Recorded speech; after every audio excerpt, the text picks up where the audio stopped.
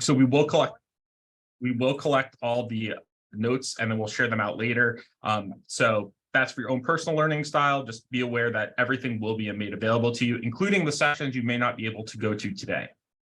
I also strongly encourage you to be active in the chat. I actually love interacting with the chat and being able to respond to you all in real times. Sometimes if we have a lot going on, we do have a lot of information to cover. We won't be able to give you a full answer of everything that you in the moment, but we will do our best. If I can't respond to it because we're during the presentation, Carly might write you an answer or something along those lines. Sometimes even you guys as student orgs will give answers to each other. So don't feel bad about asking questions in the chat if it's not appropriate to unmute yourself. And I don't expect this last one to be a problem, but if anybody's being extremely disruptive or something, we will kick you out of the Zoom room. So be respectful, usually not in this crowd though. All right, so before I get into our first main thing, this is the final slide. I did just want to make a shout out or note to you all that today, what you're about to experience in this Student Group Leadership Summit is a direct result of the feedback we received from you this past fall. So between the town halls, the last summit, this president's survey that we did, we took all of that data and we went and found basically the topics that you all wanted to hear about. And ultimately, what we landed on based on that accumulation of feedback is this theme of building community. This especially showed up in the Student Organization President Survey that happened in October. So you are going to see throughout today, all of the different sessions, or I should say many of the sessions, will tie back into this theme of how do we build community within our student organizations as a group of student leaders, and then also with the Towson and Baltimore communities as well. So you will have lots of options today to experience all of those. So we're really excited about that. The breakout sessions that you will get to choose from, there are a lot of topics that came directly from things at the town hall. So I will talk about that in the agenda portion a little bit later, but just be on the lookout for that. And the last thing I just want you to keep in mind is as we're going throughout today, I promise you by the end, you will have the chance to give feedback again, and we will use that feedback. So this is important to us for us to make sure we're meeting your needs as student leaders. So just be prepared, like as things are going along, if things are like, oh, this was really awesome, or oh, it'd be really cool if, make notes to yourself so you can write them to us at the end, okay? All right, now on to the main event. I'm so excited for this. So I get the pleasure of introducing today our keynote speaker, and his name is James Robilotta. And I will make a quick note before I read what he actually sent me, that he actually came and presented at a summit a pretty long time ago now. It was pre-COVID. So we're really excited to bring him back since I think a lot of you haven't had a chance to actually interact with him.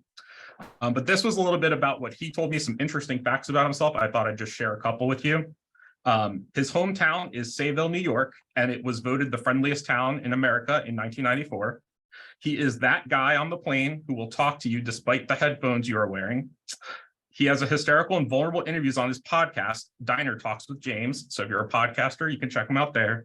And at his senior prom, he dislocated his right knee dancing to Shania Twain's Man, I Feel Like a Woman. So before I do this, if you can find your little emojis, like claps things, go ahead and throw some in the chat if it doesn't work. Sorry, James, I want to set you up. Okay, I see the clapping going on. All right, so please join me in welcoming James.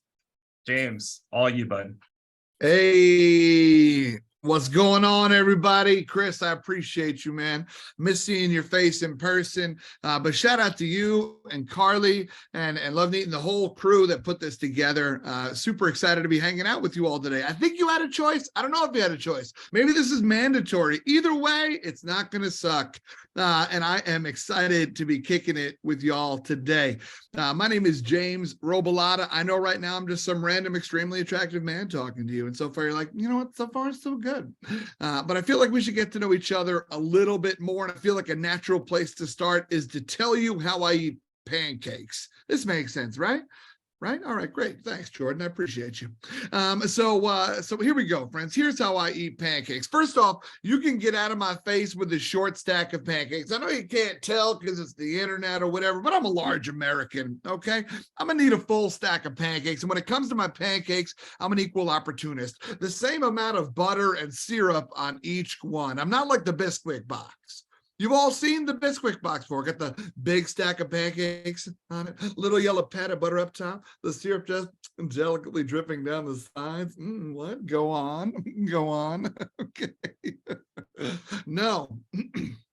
No, my friends, because if you eat your pancakes that way, you're cutting into a drier gradient of pancake, and that's unacceptable. I like my pancakes equally and adequately soaked with butter and syrup, and I need to figure out if I'm alone. So in the chat, if you like your pancakes soaked with pancakes, if you like your pancakes soaked with more pancakes, soaked with butter and syrup, can you do me a favor and put a yeah, buddy, a heck yeah, a hell yeah, whatever, however you're feeling today. Let me see the spirit run through you. More butter, less syrup. Yeah, buddy. There we go. I see it. Okay, great. We do have some other opinions in the room, which is totally fine. Maybe we got some dippers in the house, or my dippers, are you out there where you just dip it in the syrup? For sure. Maybe some of y'all are here. Okay. I see some of y'all that said a little bit less syrup. Maybe some of y'all are drizzlers, just a little bit of syrup, right? Just a little bit, a polite cascade down the side. I see you, y'all. I see you. I wonder also, let me see who else. We got anybody in here who likes dry pancakes? Where are my dry pancake eaters? Be frown.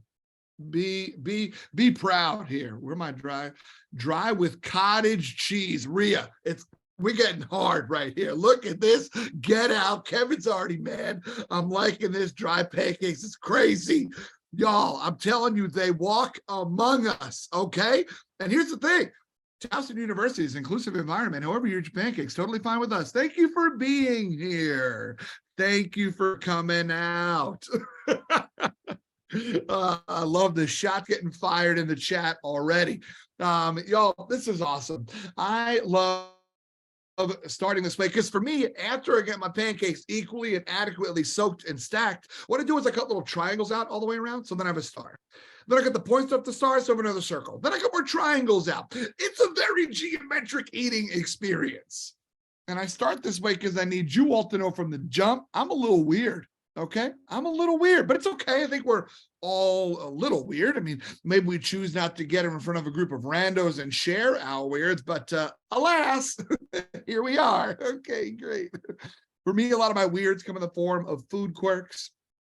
I eat a lot of things in unique ways. For example, the internet told us a handful of years ago that apparently we've been eating normal food wrong for centuries. So thank goodness for the internet. For example, they taught us how we're supposed to eat bananas. Apparently we've been eating bananas wrong because most of us grab the banana from the stalk and rip it. But if you peel the banana that way, there's a lot of strings involved. So if you flip it over and peel it from that other weird side, if you peel it from there, there's no strings when you peel the banana. If you knew this, can you do me a favor? Put a number 1 in the chat if you knew this about bananas.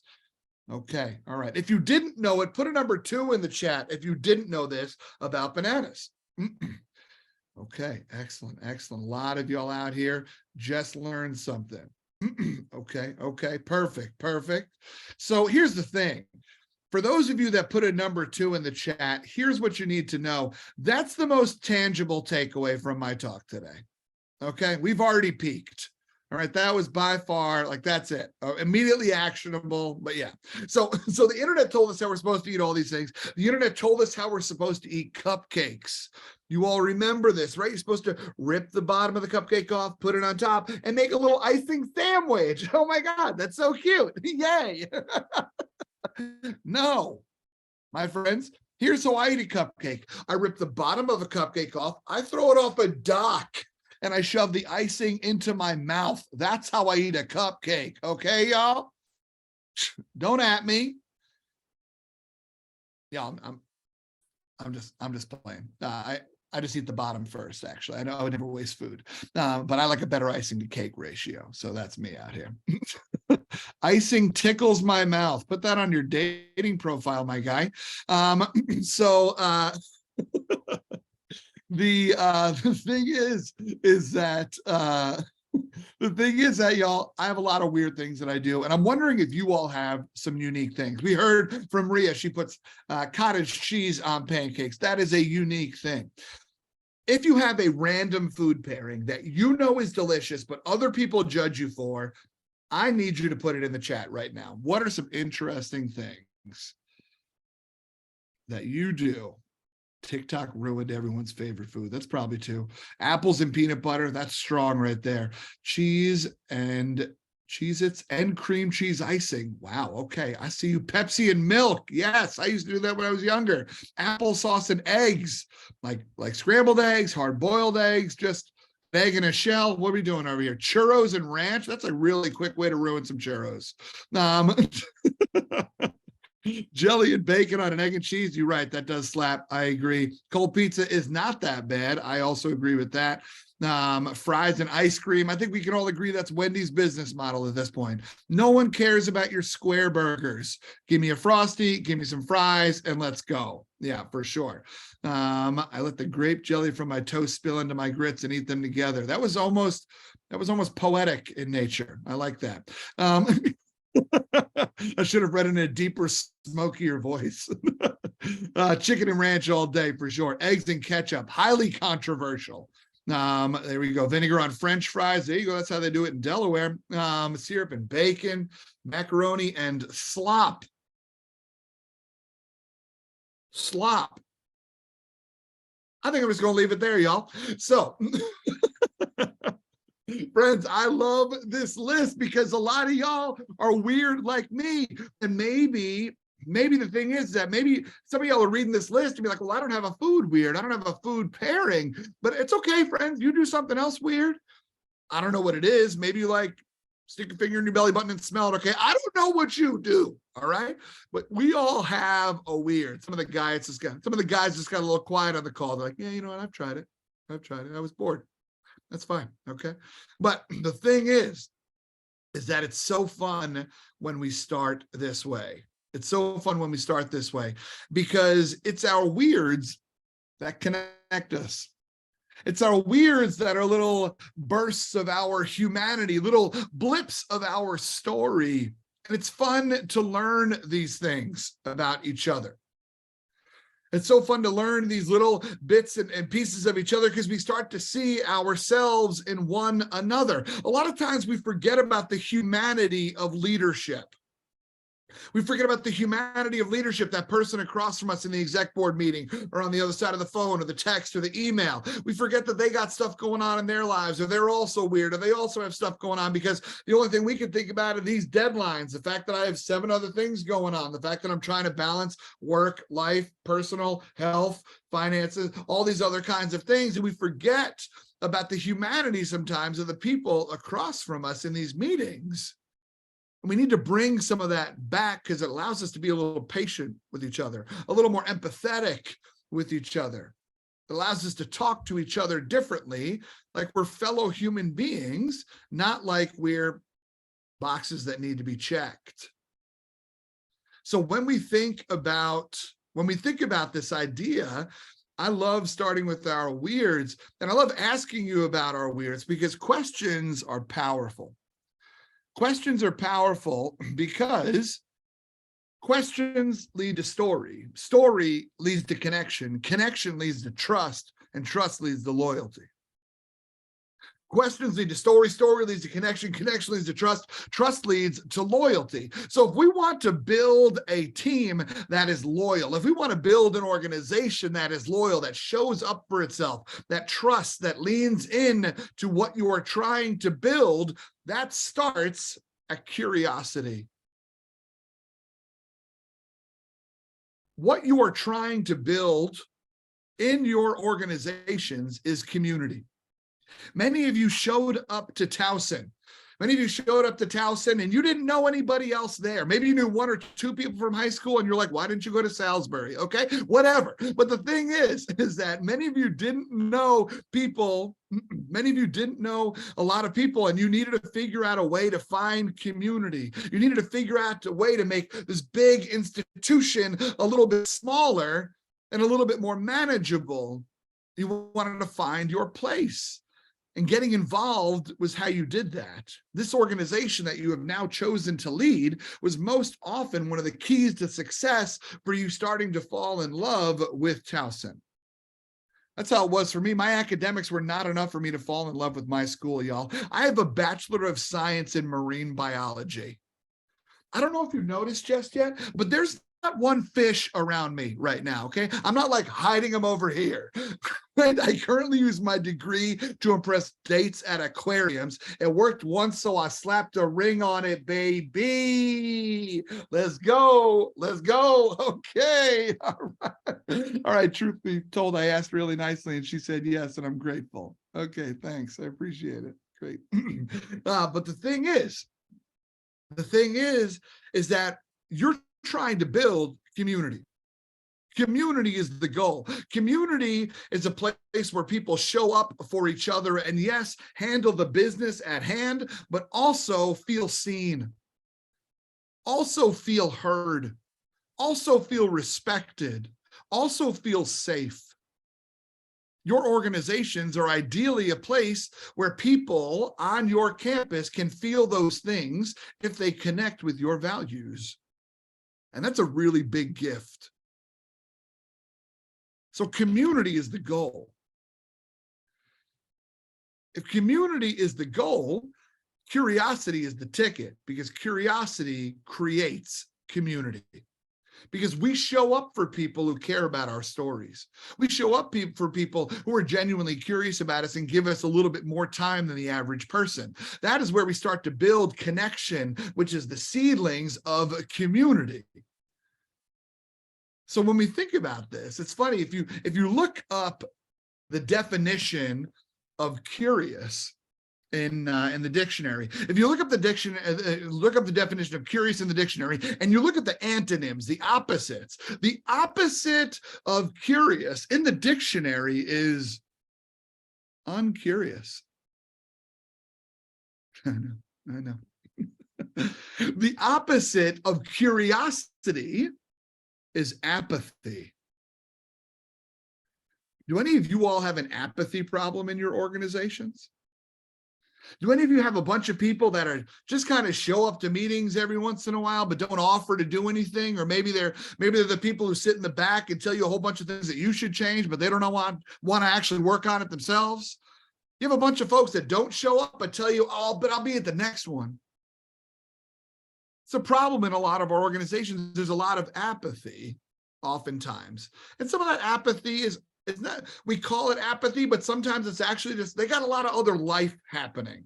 And sometimes we could be a little more forgiving of other people's lives happening in the midst of everything. As leaders of our organizations, we often want people to rank the organization on their to-do list as high as we do. That's an unrealistic goal. But I do believe that we show up for people who show up for us. And so if we want people to buy in a little bit more, if we want to create tighter communities that people show up for week in and week out, that takes curiosity. And so we're going to talk about curiosity in two ways. We're going to talk about the skill set of curiosity, and then we're going to talk about the mindset of curiosity. Let's talk about the skill set first, because this is the part you already know about. When I talk about the skill set of curiosity, I'm talking about asking questions. I think we were all lied to when we were younger. How many of you, when you were younger, you could do me a favor, put up one of these emojis or throw something in the chat. How many of you, when you were younger, did you ever have someone tell you something like, there's no such thing as a bad question?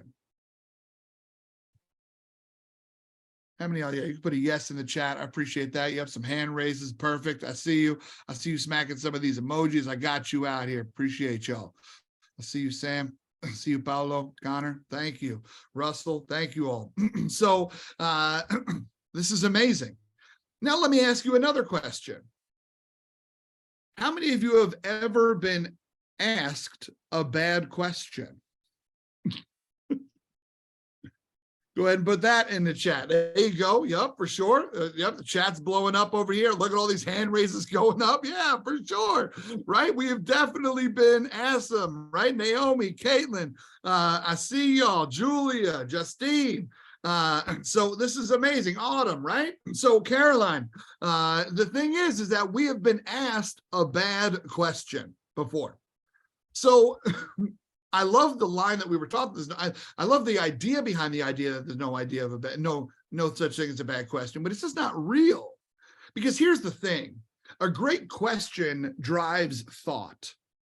A great question drives conversation. A great question causes us to look at something a little bit differently. A great question causes us to pause and think for a second. A great question causes us to potentially disrupt previous lines of thought with like, wait, hang on a second, I never thought of it that way. Great questions bring us together, and people who ask us good questions are memorable. I think great questions stick with us longer than great quotes. And there's no disrespect to great quotes, but I think a great question lingers, and there's power in it. There's memorability in asking good questions. But here's a question that you've all been asked today at least once. It's a very simple question. It's one that we always get asked all the time. And the question is, how are you? A very nice question. But we use it a lot, and we don't often actually want to know the answer. As a matter of fact, in the United States of America, if you are asked, how are you, you are legally responsible to only answer with 4 options: good, fine, tired, and busy. And if you answer with any more than that, people actually don't have time. They just found a longer way to say hi because they thought it would be a little bit more polite. A lot of people get asked, how are you? Now, if you ask the question, how are you in another country, buckle up, grab a latte, you're going to need to sit down for a minute because you're about to get the truth. But here in the United States, oftentimes you've just found a little quicker way to greet somebody. So here's the thing, is that all of us get asked, how are you? But great leaders ask another question. When it comes to the people in your organizations, those members have been asked, how are you, all day. You maybe even asked them as they walked into the meeting, how are you? How are you? How are you? And it's very sweet and it's kind, but you don't actually have time for their answers. Great leaders ask another question. And I don't care what the other question is. But by asking a second question, you are telling that person, I'm not going anywhere. This is actually where I want to be. I actually do have time for you. That's a pretty cool gift to give somebody. Is that idea that I do have time for you. Your answers, your time, your thoughts, your mental health, your presence matters to me. It's a really subtle way. But the thing is that they've been asked, how are you, all day? But now you've disrupted that pattern and asked a second question. You become more memorable. When they walk into your meetings, ideally your members are asking each other more than one question because they're excited to see each other. They want to hear about, hey, how'd that game go? Well, how'd that test go? How'd that date go? How'd this go? What they know things about you. They want to show up for you. There's a lot of power in asking a second question. It disrupts the normal conversation patterns that we have. It also enables us to find, by learning people's stories, some of those connections. I don't know about y'all, but I love those, oh, shoot, me too moments. You do that? Me too. You like that team? Me too. You think that? Me too. Oh, shoot, me too. Wait, and then your voice starts getting higher, like, oh, shoot. Right? It gets a little awkward. Dogs start coming over. You understand. And so the thing is that I love trying to find some of those commonalities. So here's what I want to do right now. I'm going to put you all in some breakout groups. I'm going to put you all into some breakout groups right now. And what I want you to find in your breakout rooms is I want you to find 3 things in common. I want you to find 3 things in common that all of you share. Now, some of you are going to get in the room because you're smart asses like I am and say, all right, who likes food? All right, cool. That's 1. All right, who was born? All right, cool. That's 2. All right, who likes, air? All right, cool. 3. Let's get out of here. We got to go. Don't be that guy. Don't be that human. Don't be that woman. Okay? I want you to try to find 3 random things that you have in common. Dig a little bit deeper, ask a few more questions, and let's see if we can find some random things that you all have in common. So we're going to put you into breakout rooms right now. And hang on, I'm trying to make them not too big. So this can actually get done. All right, cool. Here we go. We're going to open up the breakout rooms right now, find something in common, and we'll talk to you in a little bit.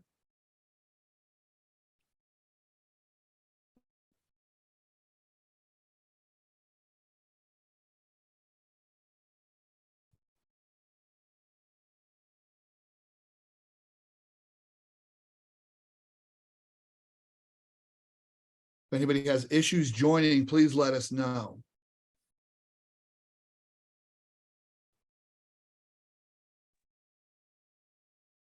James, I'm gonna move Layla from room 27 to a different one, only because that one's only 3 and I'm assigned to that one. So Yeah, move anyone anywhere.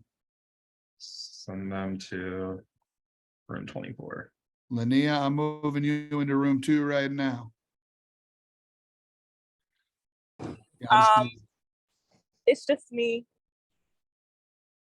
it's just you in the group? Yeah, unfortunately, nobody else could make it. That's okay, Linnea. We're gonna put you with a different group. I just moved you into a different group. Let me find you though. Okay. Yeah, you should be in room 2 now.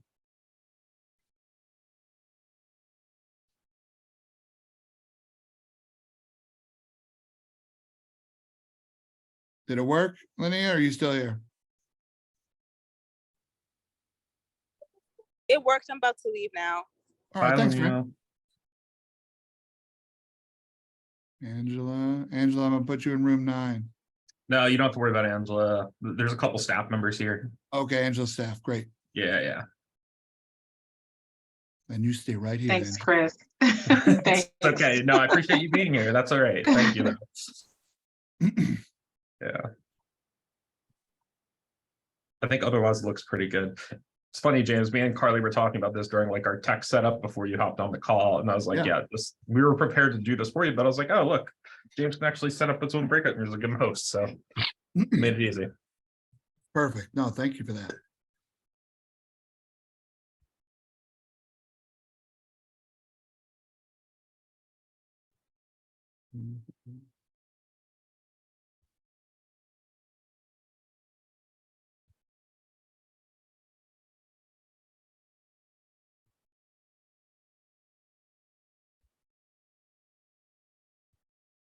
Chris, Catherine, and Ida, students, staff.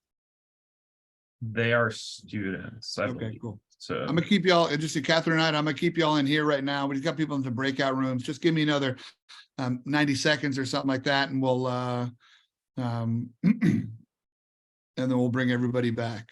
But if I threw you in a breakout room right now, it'd throw the whole thing for a loop. you want me to put like a message out, like broadcast 90 seconds or something? Or just gonna close them when you close them.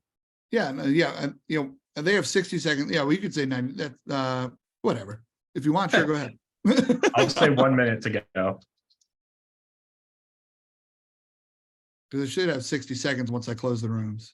Yeah, it's fine. They'll get the hint. I'll get the hint.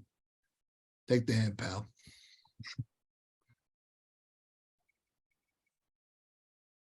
Hold on 1 second.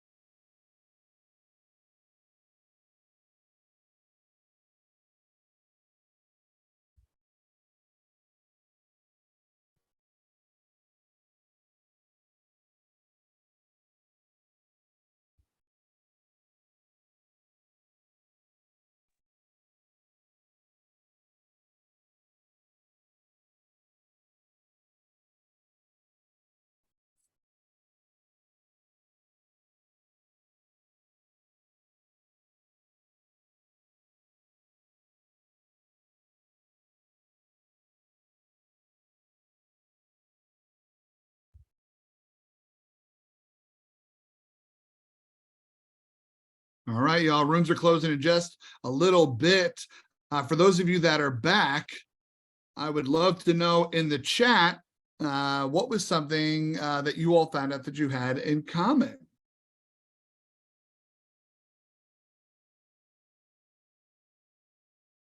Did anybody find My group all has been outside of the US, likes Meeting is pizza and drinks recording. coffee. like that? Okay, very cool. Thank you so much, Angelina. I appreciate it. What do we got? From Maryland Sports. Okay, we all want to go to Greece. That's cool. Make it happen, y'all. Let's book these flights. All like rom-com movies, Apple Juice. Shout out to Apple Juice. All graduating the same time. That's kind of random.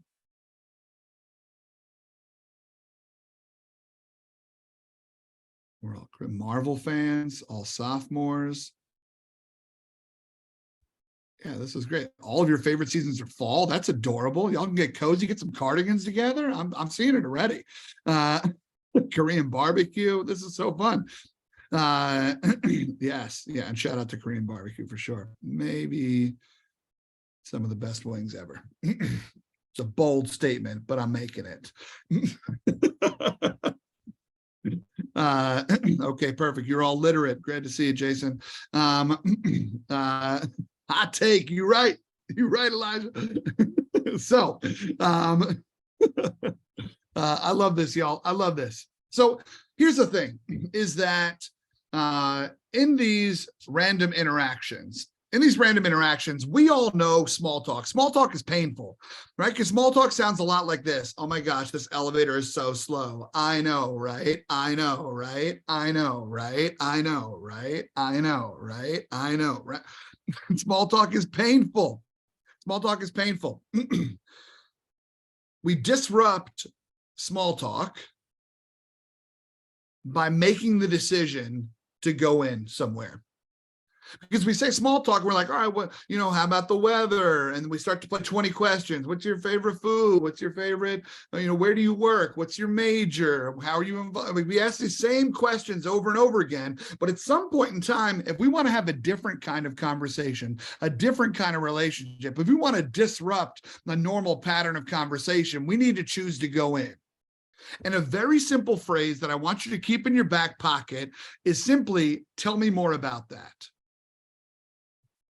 Oh, that's your major? Tell me more about that. Oh, that's your favorite place you've traveled? Tell me more about that. I've never been there. Oh, that's your favorite food? Tell me more about that. Or whatever, because there could be more of a story. Oh, your name is super unique. Tell me a little bit more about that. The phrase, tell me more about that, shows this individual that you are curious, that you are intrigued, that you are in the moment with them. That this isn't just a passerby conversation for you. It shows them that your feet are planted and this is where you want to be. In life, you have two choices when it comes to having conversations with people. The best people choose both, but that's not always possible, so I don't want to set that goal. But in life, in order to have the best conversations, you have two choices. You can either be interesting or interested. You can be interesting or interested. Being interesting sounds like a lot of pressure. I don't know if you're like me, but I have anxiety and I desperately need people to like me. So the idea that I'm all of a sudden going to be trying to crack out a little interesting story and then be like, let's see, that sounds pretty vulnerable. Sounds like it's going to be a nightmare. My self-esteem is already like, you're not good enough. Anybody else? Just me? That's fine. I'll talk to my counselor about it. But still, the thing is that sometimes the idea of choosing interesting puts a lot of pressure on us. Whereas choosing interested is often the easier choice. It is also the more memorable choice. We remember people who showed up for us. I'll say that over and over again. So choosing interested is powerful. Eventually, if this person is a good human, the conversation will naturally come back to you because at some point they'll be like, I've been talking the whole time. I can't even believe it. I haven't learned a thing about you. Tell me about you. And they'll start asking some questions. But being interested is a powerful first move to lean towards curiosity, lean into curiosity, and also create memorability. It's a way to find some of those connections. So when we think about this idea of the skill set of curiosity, it's all about asking better questions. And you know that. We just gave you a couple more tips for how to sharpen the knife in curiosity as far as your skill set goes. Now I want to talk about the mindset. I want to talk about the mindset of curiosity. To do that, I'll start off with a quick story. So as you heard, I grew up in New York. I grew up in New York, in Long Island, New York specifically. How you doing? Watch your mouth. All right. And so I grew up in Long Island, New York, and I am married to a woman named Tina, and Tina grew up in Minnesota. And when we first started dating, we were in a long distance relationship. She was living in Minneapolis and I was living in Brooklyn, New York. And I don't know if you've ever been to Minnesota or Brooklyn, but those are two different cultures. Those are two different cultures, because in Minnesota, they have something called Minnesota Nice. They have something called Minnesota Nice. And Minnesotans truly are some of the nicest people that I've ever encountered. We rarely have to shovel our walkway in front of our house because the kids from across the street have come over and done it. Or our neighbor was like, well, I got the snowblower out. I figured I might as well help you out, right? Like, it's just, people are super kind. It's always like, oh my God, grab your bag, we'll go on the boat. Oofta, oh my, right? Like, it's just so sweet, right? People, when they're upset here, yell, oh, for cute. Like, that's about as mad as they're getting around here. And so it's an adorable culture, and people truly are very nice. They're very warm and open. And it's not like Southern hospitality. Southern hospitality, where people start off sentences with bless your heart, and you have no idea what's actually happening, right? It's like, oh, well, bless your heart, you look like you fell off a truck. You're just like, thank you. I feel blessed. Right? Like, it's that kind of weird moment. Whereas in Minnesota, you kind of know where you're standing. People are very nice, as opposed to in New York. Specifically, I grew up on Long Island, lived in Brooklyn, lived in Manhattan, lived in Harlem, lived in all these different places around the city. And in New York, we start sentences off with, listen, no disrespect. In New York, we start sentences off with, listen, no offense, pal, but I'm about to wildly offend you. All right. Right. New Yorkers are, we got somewhere to be. And oftentimes we're considered to be very unfriendly. You get this? You're in Baltimore, right? Like, Baltimore, not that far away. You're still trying to find a little bit of Southern hospitality, but you got the bitterness of Philadelphia right there breathing on your neck. The thing is, right? So you understand it, right? East Coasters keep it pushing. Now, so I know you know what I'm talking about. And the thing is that those are two different cultures. So when it came time to meet the parents, it was an interesting experience. We decided I would meet Tina's parents first. And Tina's parents had never really traveled much outside of Minnesota. They'd go to a couple of national parks, but had never been to any of the major cities, other major cities in the US or whatnot. So Tina decides that she's going to tell them about me. And she said, Mom and Dad, I met somebody. I said, oh my gosh, Tina, we're so happy. Tell us all about him. And so they were pumped. She said, okay, Mom and Dad. So I met a guy. He's Italian. And they said, oh my, we love Alfredo sauce. This is great. And so they keep going. She's like, yeah, he's an Italian from New York. He's an Italian from New York. Oh, New York. Okay. Hope he's not a Yankees fan. They beat up on our Twins every year. I am a Yankees fan, and we do beat up on the Twins every year. So I said, he's Italian from New York. And then they say, then my wife says, yeah, he's an Italian from New York, and he lives in Brooklyn. At this point in time, her parents shut down. Her parents shut down. They don't ask any more questions. Now, let me move over here to the side really quick and tell you about a quick thing. In comedy writing, I have a background in improv comedy, sketch comedy, stand-up comedy. In comedy writing, there is a rule in comedy writing called, if that is true, then what else is true? You can think about this in your favorite sketches, in your favorite scenes, in your favorite movies, in your favorite sitcoms, where they take this idea of, if that is true, what else is true? And they start to they start to blow out these absurd worlds. These characters get bigger and more ridiculous. There's just so many layers to them because they keep using this. If that is true, then what else is true? So you can picture this in a lot of your different favorite comedies. her parents decide to take this rule of if that is true, then what else is true? And they apply it to this conversation because they say, okay, he's an Italian from New York who lives in Brooklyn. If that is true, what else is true? And her parents said, I bet he's in the mafia. And I might be. So the thing is that they say he's an Italian, he's from New York, he lives in Brooklyn, he's in the mafia. Okay, if that is true, what else is true? All those mafia guys have nicknames, right? They always got the different nicknames for everybody. I wonder what his nickname is. And unbeknownst to Tina, unbeknownst to me, behind closed doors, her parents are secretly referring to me as Jimmy Biscuits. Y'all, when I tell you I've never been given a more accurate nickname in my life, I'm telling you, I friggin' love biscuits, okay? I'm excited about this nickname. So it comes time for me to meet them. I fly out to Minnesota. We're actually going to meet at a Minnesota Twins game because I'd never been to Target Field before.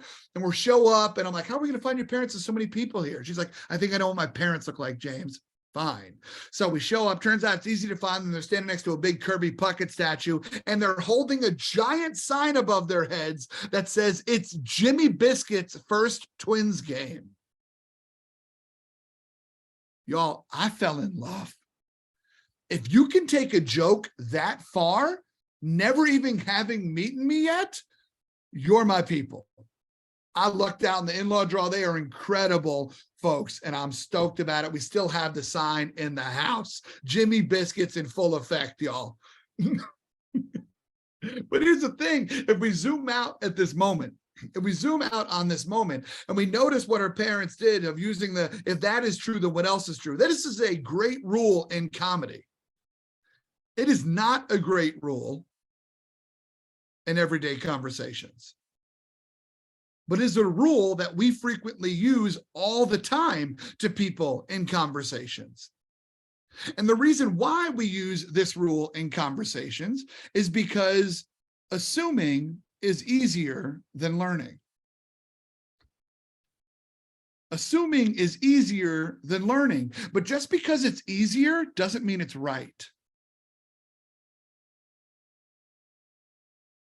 But think about it. We learn a little piece of information about somebody, and we tell ourselves, okay, I think I got the rest. I think I can figure out exactly what's going on with this human being, right? Think about our world right now, right? If you ever see somebody wearing a red hat, you're like, oh, that's true. I know what else is true. Oh, you got a coexist bumper sticker on the back of your Prius. If that's true, I know what else is true. Oh, you're from DC. If that's true, I know what else is true. Oh, you're from the coast, from the shore. If that's true, I know what else is true. Oh, you're from here. Oh, you like this. Oh, you do that. Oh, you do Bob. Oh, you wear this. Oh, you wear that. If that's true, I know what else is true. Oh, you're in this organization? If that's true, I know what else is true. Oh, that's your major? If this is true. The thing is, y'all, is that we learn very frequently a little piece of information about somebody, and we extrapolate the rest and assume it. Assuming is easier than learning, but that doesn't mean that it's right. But the reason why we do a lot of assuming is because our brain loves patterns. Our brains are pattern generating machines. Think about all the patterns that you have in your life that you don't even really have to think about anymore. For example, tomorrow, if I told you, I want you to wake up and I want you to put your toothpaste on your toothbrush in the opposite direction, you would get there and you'd be like, what do I normally do? Right? And then if I told you, I want you to brush your teeth with the opposite hand, you would be like, I don't even know if this one reaches, right? You're like stabbing yourself in the gums. It's a bloody affair. It's getting kind of awkward. You don't know what's going on because you have to apply way more thought to it. Because when you are at your most pathetic, i.e. right when you wake up, when you have no idea what's going on, and now all of a sudden you're going to go brush your teeth, which involves an impressive amount of muscle control, a lot of finite motor skills. Your brain is like, don't worry about it, sleepy baby. I'll take it from here. I know what to do. You just keep snoozing. Our brain commits things to patterns. For example, the other day, it was maybe a year or so ago now, I was talking to a friend of mine. I was like, what's your shower routine? I don't know why we got in the subject, and don't worry about why we did either. But the thing is, I said, what's your shower routine? Because when I get in the shower, I'm body first, hair last. And my friend was like, what? Your body first, hair last? He said, James, no.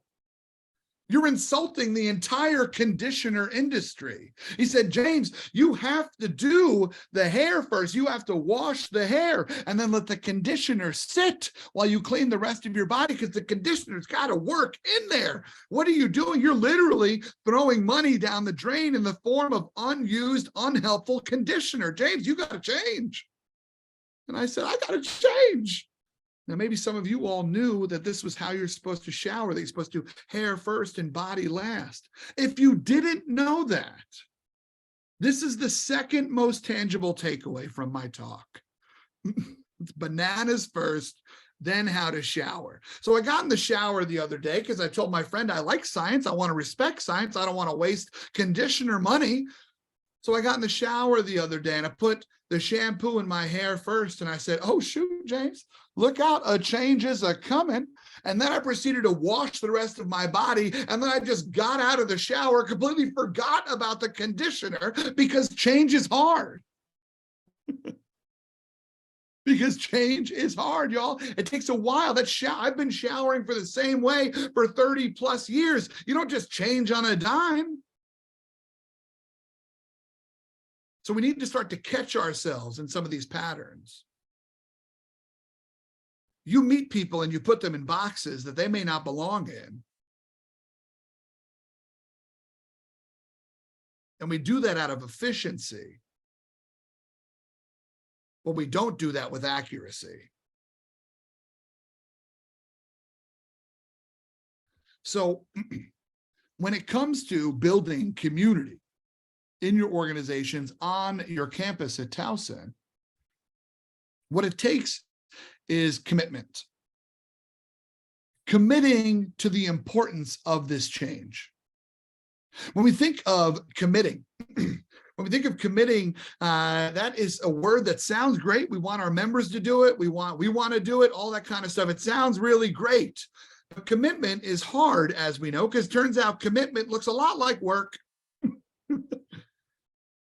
So I'm going to do two improv scenes for you right now. I'm going to do two quick improv scenes before you. And then I want to know which one you would like to see more of. Okay. And just so you know, this is going to be a little shift in energy. Okay, here we go. Oh my God, the biscuit factory's opening today. I'm so excited. Oh, wow. You're like really excited. Okay. I see you. I'm also excited. I'm just not, we're just showing it a little differently, but okay, good for you. Scene two. Oh my God, the biscuit factory's opening today. I'm so excited. Holy Jim, I tell you what, if our Paul was here right now, he'd be so proud of us. Scene. Which one of those scenes would you like to see more of? Drop a 1 or a 2 in the chat. Which one would you like to see more of, 1 or 2?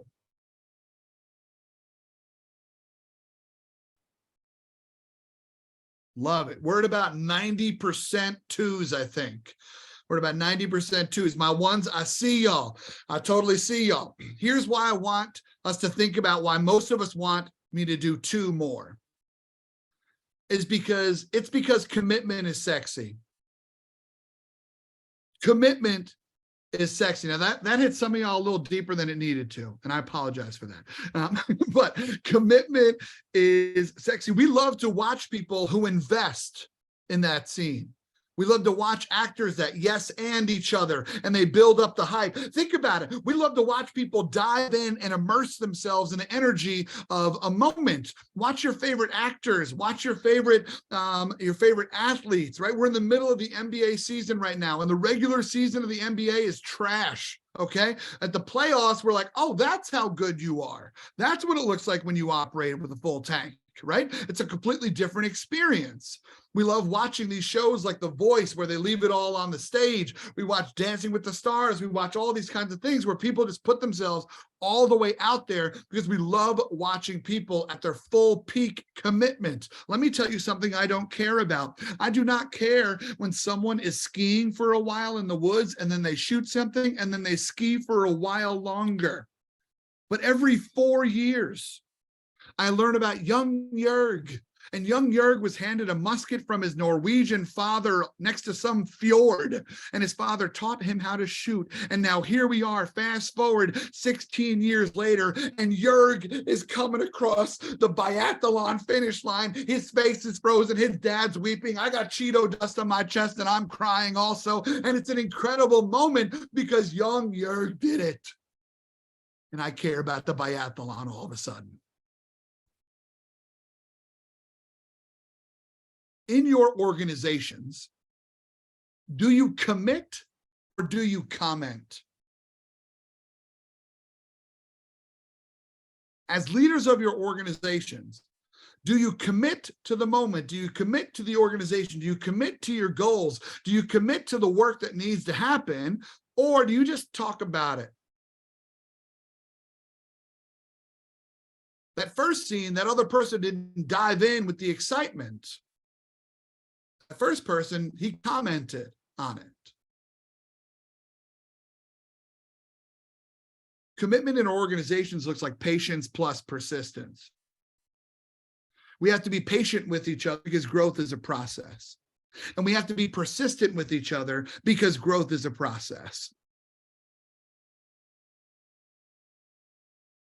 But when it comes to doing the work of building community, commitment also looks like advocacy. And in order to truly advocate for someone, whether it is for their mental health, for their well-being, for a role, for literally anything, who knows what it could be. In order to truly advocate for someone, for their identity, for all parts of them, in order to truly advocate for somebody, we first have to recognize that we're not in their shoes and we need to learn a little bit. In order to truly advocate for somebody, we must first ask more questions. Because blindly advocating for someone doesn't always help. Helping someone who didn't ask for help also sometimes feels weird. So when we talk about building community, I want you to think about, where are you committing? And committing doesn't just look like you doing work. Sometimes committing looks like you pausing the work, asking some questions, and making sure you are working in the right direction.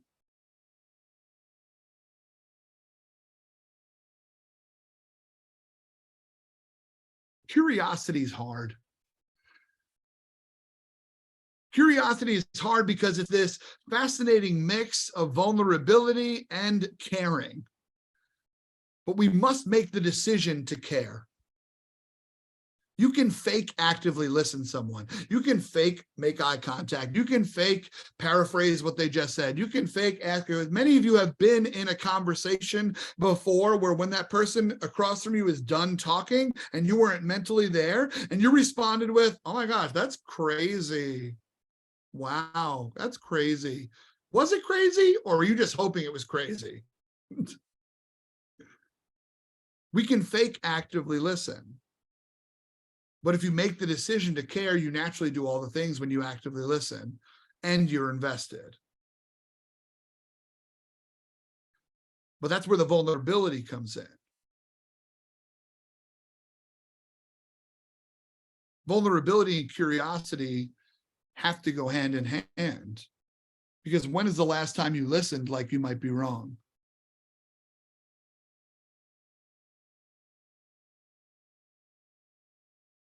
When we talk about the skill set and the mindset of curiosity, we also have to be vulnerable in those moments. But vulnerability is scary. We're taught that vulnerability is a weakness, but if vulnerability is such a weakness, then why is this so damn hard? Let's be honest, y'all. It is easier to not ask for help than it is to ask for help. It is easier to avoid and compartmentalize than it is to own and confront. It is easier to assume than it is to learn, like you might be wrong.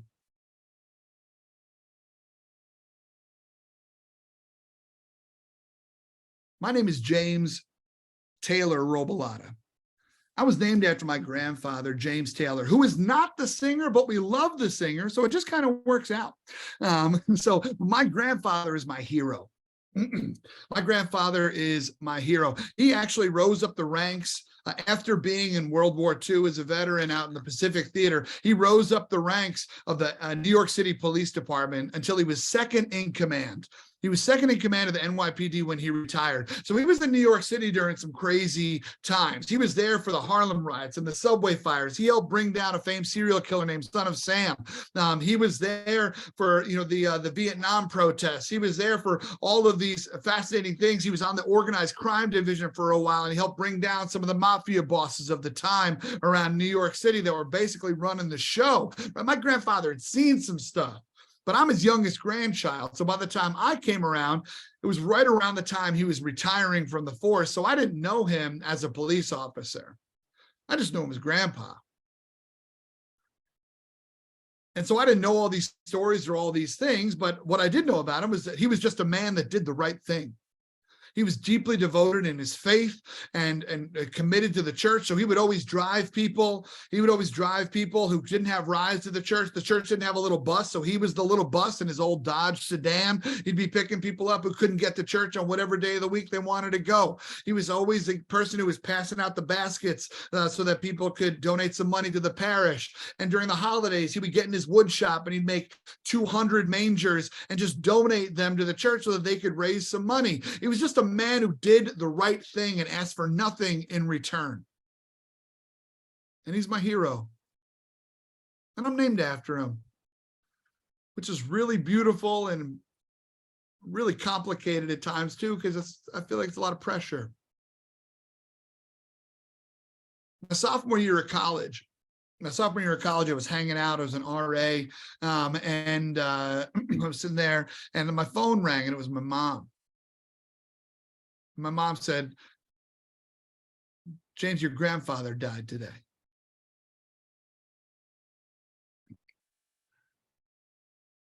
And y'all, that rocked me. It rocked me for so many reasons. I remember I closed the door. I blasted some heavy metal music. My roommates were coming knocking on the door, like, "James, you good?" "Yeah, I'm good." "No, I'm good." Right? Didn't want anybody to worry about me. Didn't want to be a burden to anybody else. And I was just in there, and I was rocked. And the reason why I was rocked is for a couple of things. Is that I just felt bad for my mom. I don't yet know what it's like to lose a parent, but I know it's going to really suck. And so I just felt bad for my mom. But on top of that, I missed the opportunity to be curious. It was right around that age, like 19, 20, where I started realizing, people around me have stories.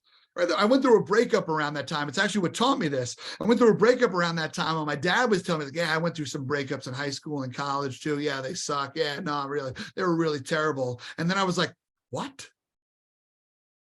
My father has been with another woman? You mean you weren't put on this earth to be with my mother? This is unacceptable." But then I realized that, wait, no, Dad lived a life. Dad's got stories. My grandfather had a whole bunch of stories. It was right around that time where I was telling myself, I got to start asking Grandpa some questions.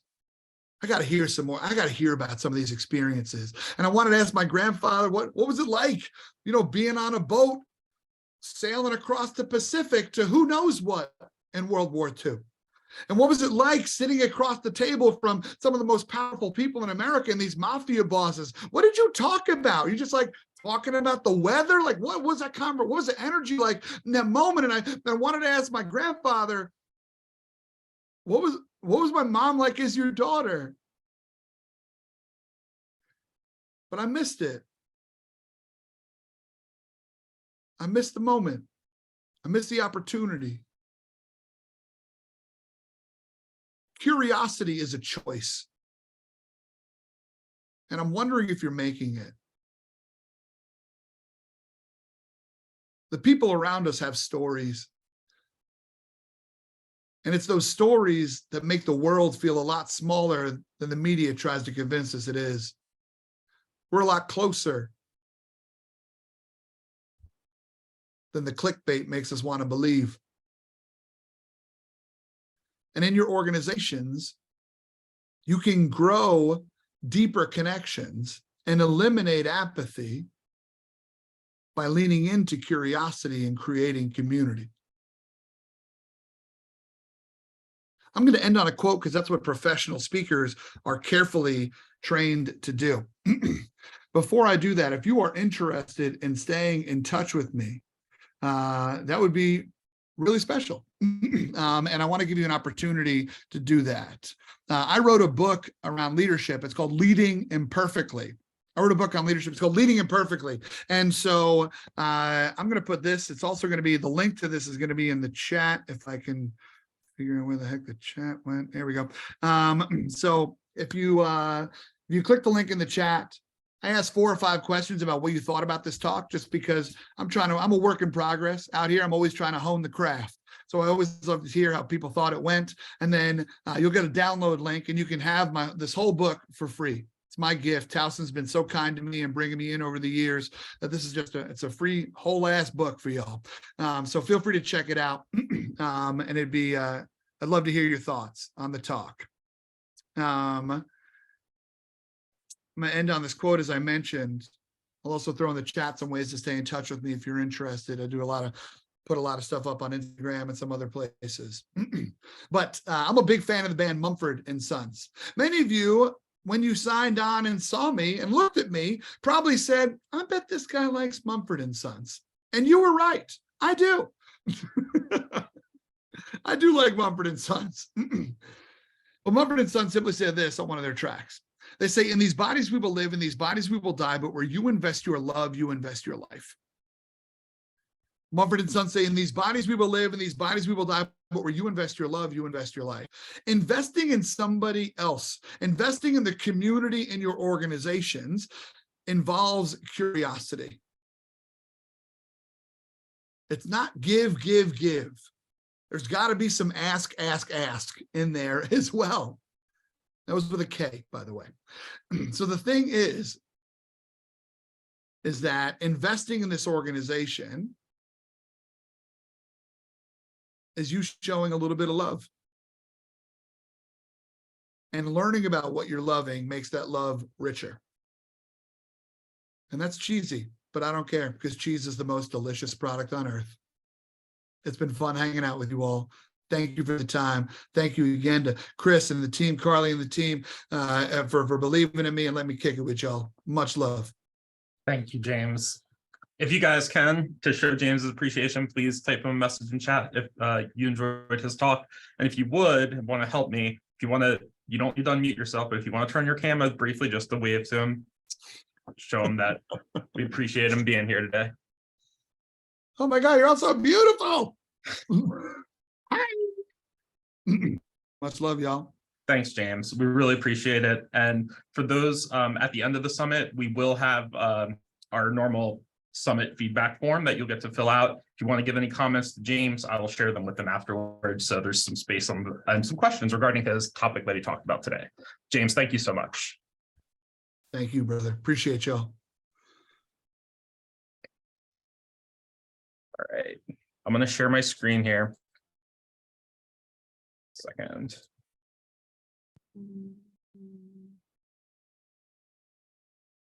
All right, guys.